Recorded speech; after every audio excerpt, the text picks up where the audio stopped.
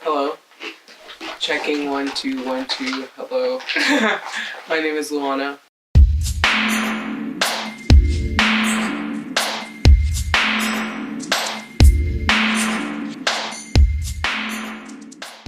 A lot of the times, when I'm listening to something, it'll kind of show up on my work. So it's like kind of based on like the song you're listening to, it kind of influences like the lines that you're gonna make. So it's just like, I don't know, it's kind of, the lines are a product of like how the music would feel, I guess. It's easy to relate to lyrics, and then you apply those lyrics and you see you put them in the context of your life or your situation, and then in turn it helps you process what you want to put on paper or what you want to make.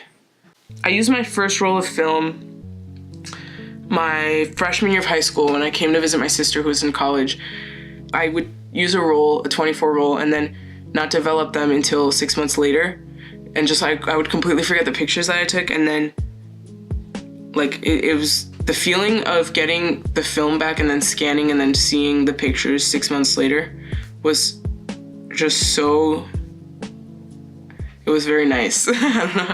It was so nice. So I got really into photography to begin with, and then I started getting into video making at the same time I got into music, because I started realizing that there were like moments that you could record that would go really well with certain types of music.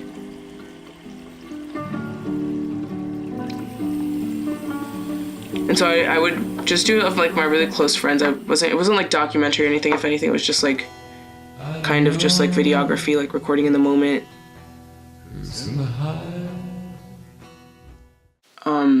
I wanted to do something different with my videos that wasn't recording other people, and I thought it'd be interesting to record myself, because it was at a time that I was very uncomfortable with like the way I looked, kind of.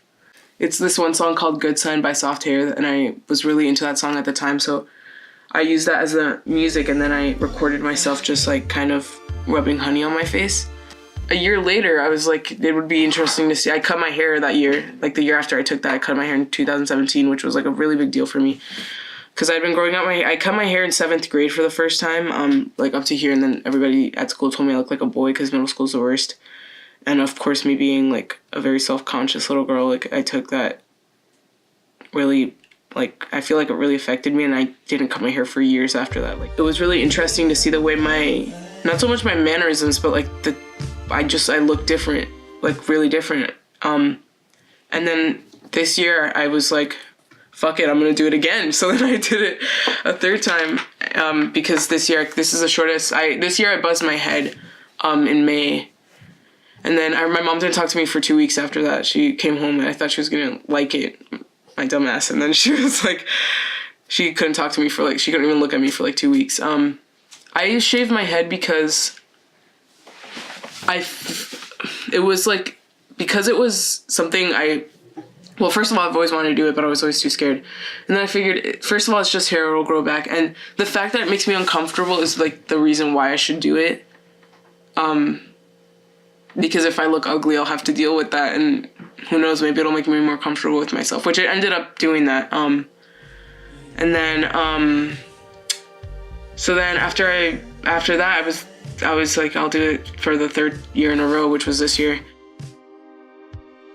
So in the first video, I have like this really long hair that's blonde, but it's in a bun. And then the second year, it's like it's like up to here, just like straight hair. It's like clipped back. And then this year I had just really short, like what I have now, hair. And it's just really interesting to me to see how different I can look every year.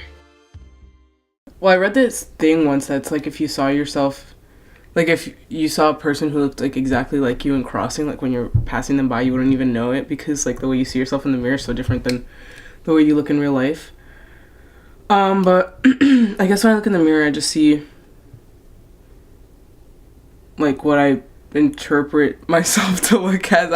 I mean, if you mean physically, I guess like I see just like a person who like people think might be white but like aren't sure.